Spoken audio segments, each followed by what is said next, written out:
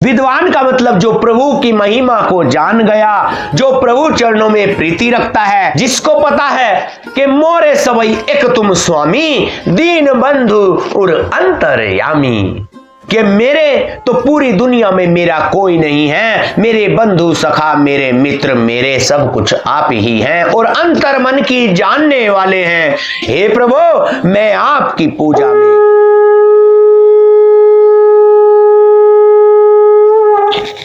जय श्री राम। भक्तों, आगे की कथा प्रारंभ करते हैं।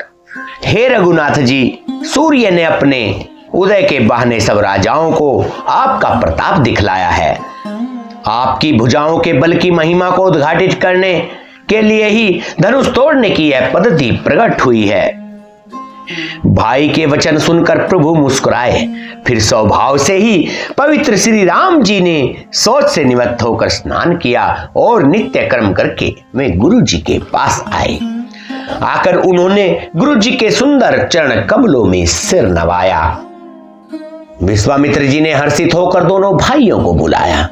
सतानंद जी के चरणों की वंदना करके प्रभु श्री रामचंद्र जी गुरु जी के पास आ बैठे। तब मुनि ने कहा, हे तात, चलो, जनक जी ने बुला भेजा है।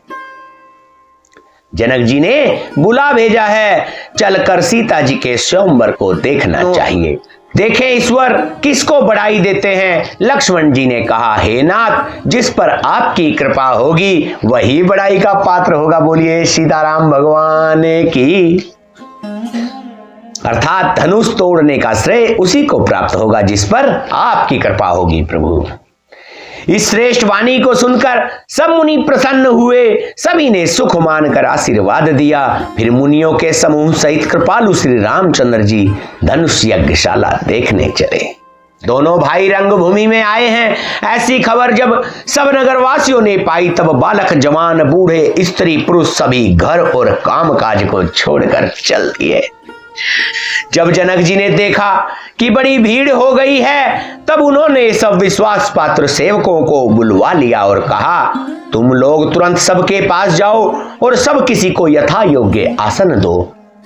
उन सेवकों ने कोमल और नम्र वचन कहकर उत्तम, मध्यम, नीच और लघु सभी श्रेणी के स्त्री पुरुषों को अपने अपने योग्य स्थान पर बैठाया। उसी समय राजकुमार राम और लक्ष्मण वहां आए। वे ऐसे सुंदर हैं मानो साक्षात मनोहरता ही उनके शरीरों पर छा रही हो। सुंदर, सांवला और गोरा उनका शरीर है। वे गुणों के समुद्र, चतुर और उत्तम वीर हैं। वे राजाओं के समाज में ऐसे सुशोभित हो रहे हैं मानो तारागणों के बीच दो पूर्ण चंद्रमा हों। जिनकी जैसी भावना थी प्रभु की मूर्ति उन्होंने वैसे ही देखी। महान रणधीर राजा लोग श्री रामचंद्र जी के रूप को ऐसा देख रहे हैं मानो स्वयं वीर रस शरीर धारण किए हुए हो।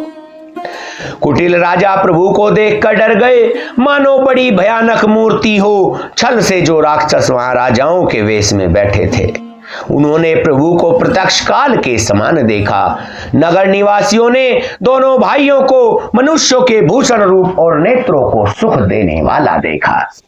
स्त्रियां हृदय में हर्षित होकर अपनी अपनी रुचि के अनुसार उन्हें देख रही हैं, मानो श्रृंगार रस ही परम अनुपम मूर्ति धारण किए सुशोभित हो रहा हो।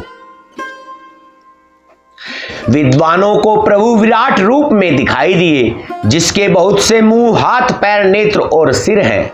जनक जी के सजातीय कुटुंबी प्रभु को किस तरह कैसे प्रिय रूप में देख रहे हैं, जैसे सगे सज्जन संबंधी प्रिय लगते हैं। प्रभु विद्वानों को कैसे दिख रहे हैं? अपने असली विराट रूप में दिख रहे हैं। विद्वानों का मतलब ये नहीं है भक्तों कि जो पढ़ करके जिसने डिग्री हासिल कर ली हो वो विद्वान। अगर ऐसे होने लगता तो लोग अमीर के ही प्रभु होते, गरीब का तो प्रभु ही नहीं होता। विद्वान का मतलब जो प्रभु की महिमा को जान गया, जो प्रभु चरणों में प्रीति रखता है, जिसको पता है कि मोरे सबई एक तुम स्वामी, दीन बंधु और अंतर्यामी, कि मेरे तो पूरी दुनिया में मेरा कोई नहीं है, मेरे बंधु सखा मेरे मित्र मेरे सब कुछ आप ही हैं और अंतर मन की जानने वाले हैं। हे प्रभु, मैं आपकी पूजा में आपसे कुछ नहीं कहूंगा कि प्रभु मेरे लिए ये कर दो, मैं ऐसे दुखी हूं, मैं ऐसे दुखी हूं। तो आवश्यकता ही नहीं है, क्योंकि प्रभु अंतर्यामी हैं और अंतर्मन की जानने वाले हैं। किसके अंतर्मन की जानने वाले हैं? जल्दी किसके अंतर्मन की जानते हैं भक्तों? उसके अंतर्मन की जानते हैं जिसका प्रभु चरणों में प्रीति है। बोलिए सीताराम भगवान की। जनक समेत रानियां उन्हें अपने बच्चे के समान देख रही हैं। उनकी प्रीति का वर्णन नहीं किया जा सकता। योगियों को वे शांत, शुद्ध, सम और स्वतः प्रकाश परम तत्व के रूप में दिखे। हरि भक्त ने दोनों भाइयों को सब सुखों के देने वाले इष्ट देव के समान देखा। सीता जी जिस भाव से श्री रामचंद्र जी को देख रही है, वह स्नेह और सुख तो कहने में ही नहीं आता। उस स्नेह और सुख का तो वे हृदय में अनुभव कर रही हैं, पर वे भी उसे कह नहीं सकती। फिर कोई कवि उसकी किस प्रकार कह सकता है? इस प्रकार जिसका जैसा भाव था, उसने कौशलाधीश श्री रामचंद्र जी को वैसे ही देखा। सुंदर सांवले और गोरे शरीर वाले तथा विश्व भर के नेत्रों को चुराने वाले कौशलाधीश के कुमार राज समाज में इस प्रकार सुशोभित हो रहे हों। दोनों मूर्तियां स्वभाव से ही बिना किसी बनाव श्रृंगार के मन को हरने वाली है। करोड़ों कामदेवों की उपमा भी उनके लिए तुच्छ है। उनके सुंदर मुख शरद पूर्णिमा के चंद्रमा की भी निंदा करने वाले, अर्थात उसे नीचा दिखाने वाले हैं। और कमल के समान नेत्र मन को बहुत ही भाते हैं। सुंदर चितवन सारे संसार के मन को हरने वाले, कामदेव के भी मन को हरने वाले ही है। वह हृदय को बहुत प्यारी लगती है, पर उसका वर्णन नहीं किया जा सकता। सुंदर गाल है, कानों में चंचल झूमते हुए कुंडल हैं। ठोड़ी और अधर अर्थात होठ बहुत सुंदर हैं, कोमल वाणी है, हंसी चंद्रमा की किरणों का तिरस्कार करने वाली है। बोहे टेढ़ी नासिका मनोहर है, ऊंचे चौड़े ललाट पर तिलक झलक रहे हैं, दीप्तिमान हो रहे हैं। काले घुंघराले बालों को देखकर भौरों की पक्तियां भी लजा जाती हैं। पीली चौकोनी टोपियां सिरों पर सुशोभित हैं, जिनके बीच बीच में फूलों की कलियां बनाई हुई हैं। शंख के समान सुंदर गोल गले में मनोहर 3 रेखाएं हैं, जो मानो तीनों लोकों की सुंदरता की सीमा को बता रही है। हृदय पर गजमुक्ताओं के सुंदर कंठे और तुलसी की मालाएं सुशोभित हैं। क्या पहनते हैं गुरुदेव? क्या पहनते हैं प्रभु? गजमुक्ताओं के सुंदर कंठे और तुलसी की मालाएं। उनके कंधे बैलों के कंधे की तरह ऊंचे तथा पुष्ट हैं। एंड खड़े होने की शान सिंह की सी है और भुजाएं विशाल एवं बल की भंडार है। कमर में तरकस और पीतांबर बांधे हैं, हाथों में बाण और बाएं सुंदर कंधे पर धनुष तथा पीले यज्ञोपीत अर्थात जनेऊ सुशोभित हैं। नख से लेकर शिखा तक सब अंग सुंदर हैं, उन पर महान शोभा छाई हुई है। उन्हें देखकर सब लोग सुखी हुए, नेत्र एक टक निमेष शून्य हैं और तारे पुतलियां भी नहीं चलते। जनक जी दोनों भाइयों को देखकर हर्षित हुए। तब उन्होंने जाकर मुनि के चरण कमल पकड़ लिए। बोलिए सियावर रामचंद्र भगवान की। विनती करके अपनी कथा सुनाई और मुनि को सारी रंगभूमि अर्थात यज्ञशाला दिखलाई। मुनि के साथ दोनों श्रेष्ठ राजकुमार जहां तहां जाते हैं, वहां वहां सबको आश्चर्यचकित हो देखने लगते हैं। सबने राम जी को अपनी अपनी ओर ही मुख किए हुए देखा, परंतु इसका कुछ भी विशेष रहस्य कोई नहीं जान सका। मुनि ने राजा से कहा, रंगभूमि की रचना बड़ी सुंदर है। विश्वामित्र जैसे विरक्त और ज्ञानी मुनि से रचना की प्रशंसा सुनकर राजा प्रसन्न हुए और उन्हें बड़ा सुख मिला। क्या कहा भक्तों? सबने राम जी को अपनी अपनी ओर ही मुख किए हुए देखा। इतने लाखों लोगों में राम जी को सबने अपनी ओर ही मुख किए हुए देखा। वो प्रभु है जिसने जैसा मन रख लिया है प्रभु, आप उसको उसी तरह दर्शन देते हैं मेरे दाता। सब मंचों से एक मंच अधिक सुंदर, उज्जवल और विशाल था। स्वयं राजा ने मुनि सहित दोनों भाइयों को उस पर बैठाया। प्रभु को देखकर सब राजा हृदय में ऐसे हार गए, निराश एवं उत्साहहीन हो गए, जैसे पूर्ण चंद्रमा के उदय होने पर तारे प्रकाशहीन हो जाते हैं। उनके तेज को देखकर सबके मन में ऐसा विश्वास हो गया कि रामचंद्र जी धनुष को तोड़ेंगे, इसमें संदेह नहीं है। इधर उनके रूप को देखकर सबके मन में यह निश्चय हो गया कि शिव जी के विशाल धनुष को जो संभव है न टूट सके, बिना तोड़े भी सीता जी रामचंद्र जी के ही गले में जयमाला डालेगी। बोल सीताराम भगवान की।